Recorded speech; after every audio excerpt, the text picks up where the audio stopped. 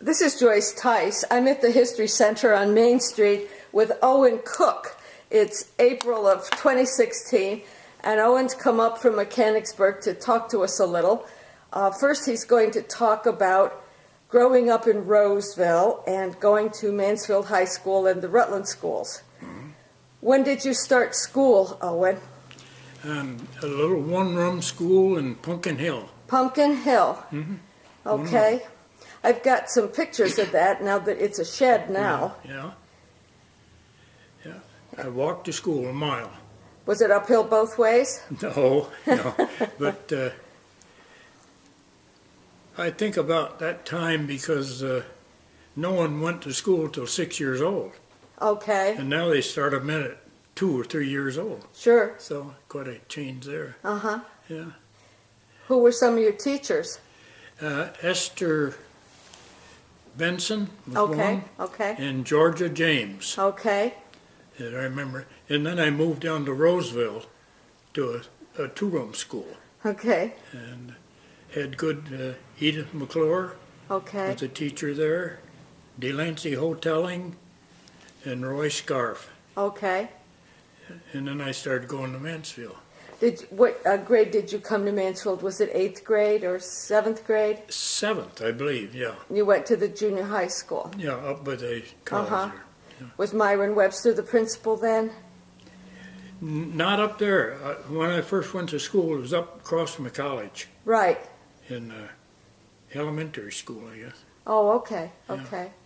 And then I moved down to the high school. Okay. Yeah. You graduated in what year? 1936. 1936. Yeah. Now, Class of 56, I believe. And, okay.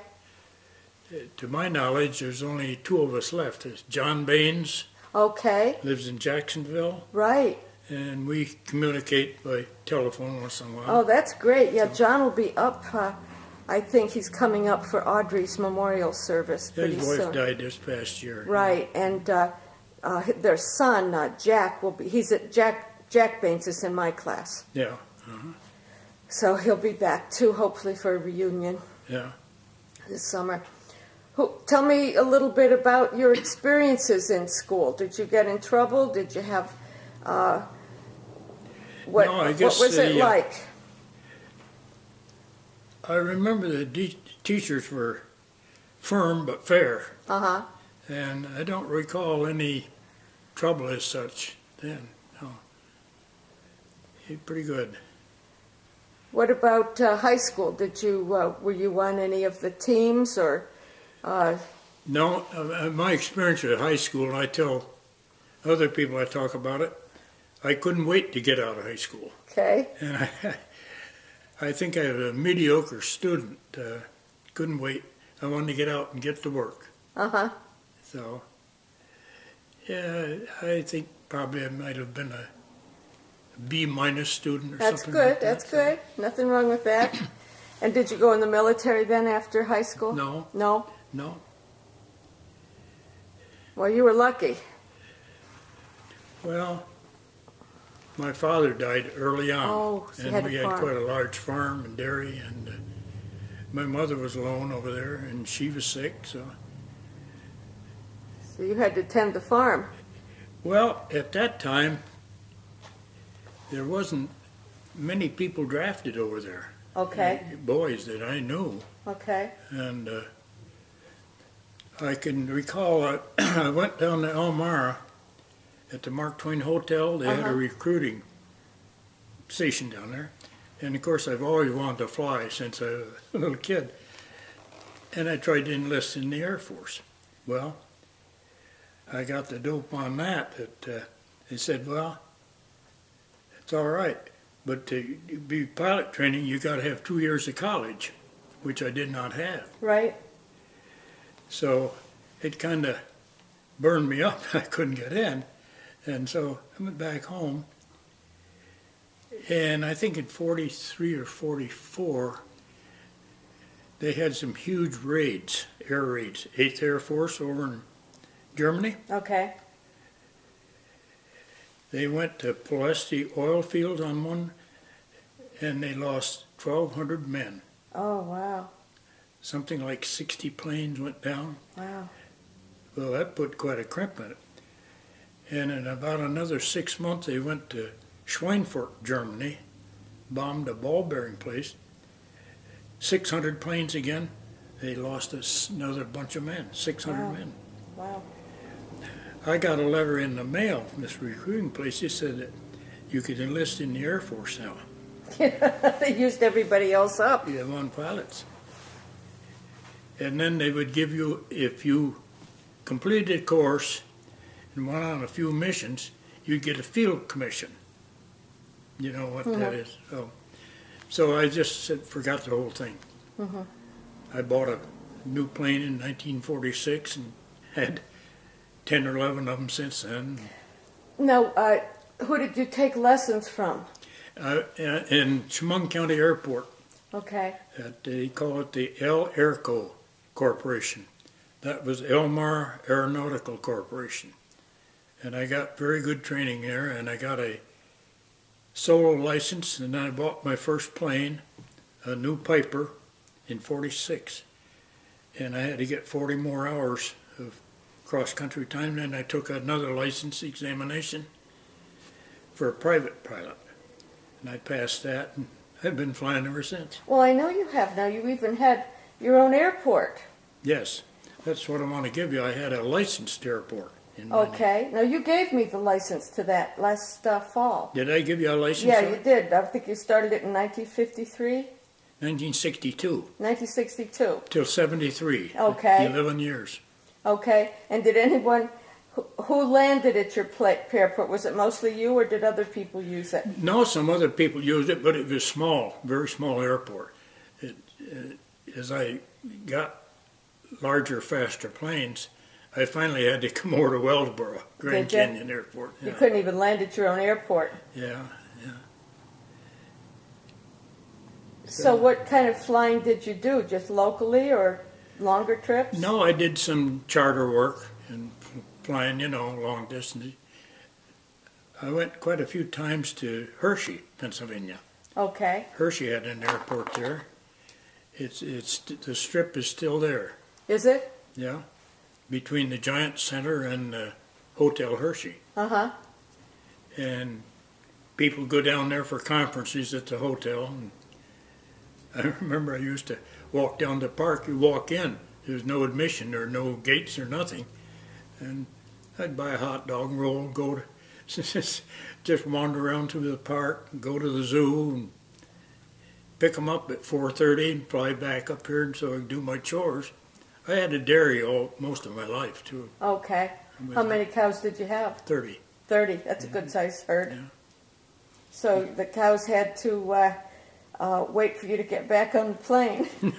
Well, I was usually back home by 5 o'clock. Cows don't like to wait. Yeah. Did you do any cross-country flying? Oh, yeah. We used to go on a lot of these breakfast flights like they had, Scranton and Binghamton, Painted Post. It's something like they have over here at Wellsboro now, Sure. like breakfast flights. Yeah, they still have them. We still go to those, drive up. So, yeah.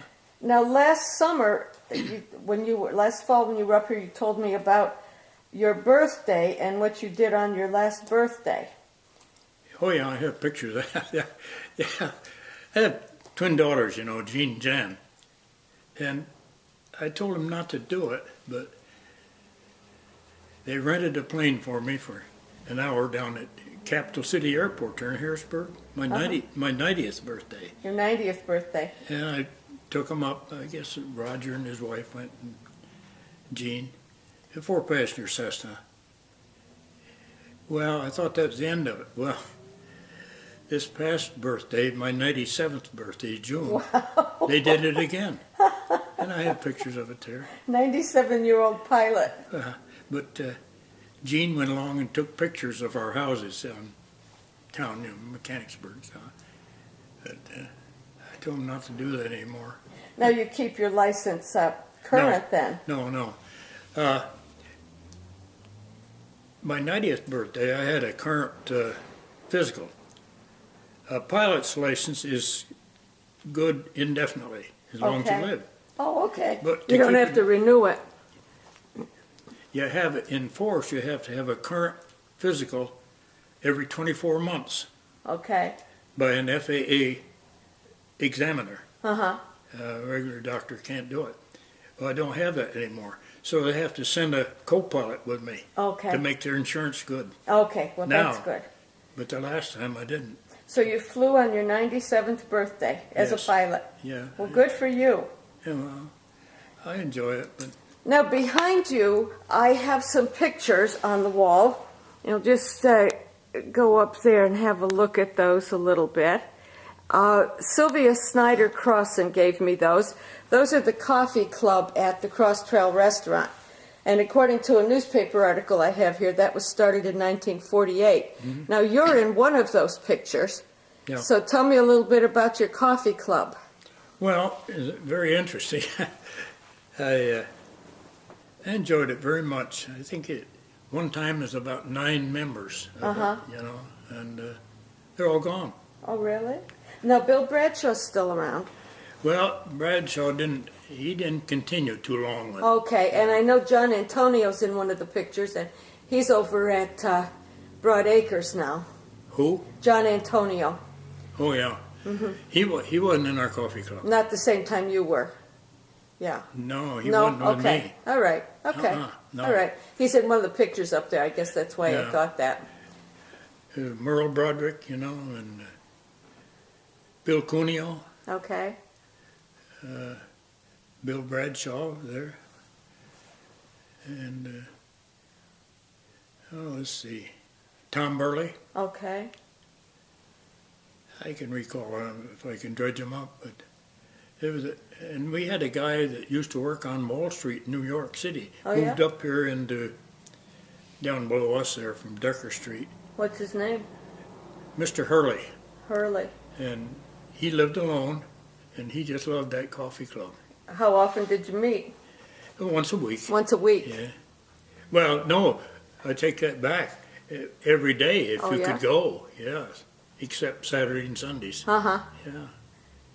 So you didn't run out of things to talk about? Pardon? You didn't run out of things to talk about? No. It was a good.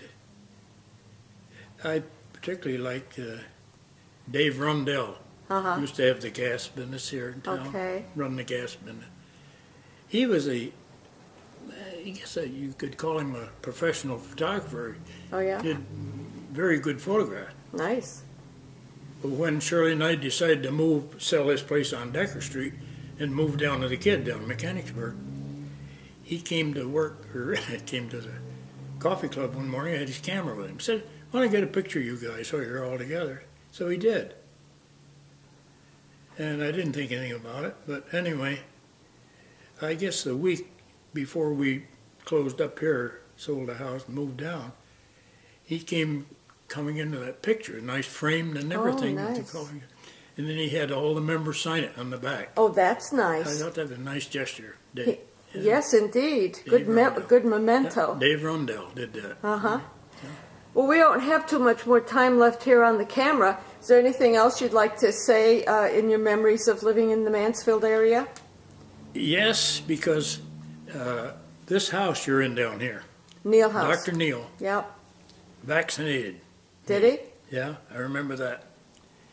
And another one that stood out, Dr. Meeker Okay. had a small hospital, you might call it, up over Garrison Ware's Right. store. Yeah. He took my tonsils out Did right he? there. Right there. Yeah. I've heard several people say that. Yeah. There's still a few people around who used to go to Dr. Neal and who remember Dr. Meeker's hospital. Oh yeah, it was neat. He was a good surgeon, and it was so funny because my mother stayed all night. They had a nice bedroom for her, and she stayed all night with me when I had that done. Well, we're just about out of time, and I really appreciate you taking the time to come and tell us about living in Mansfield. We hope to see you again. Yeah.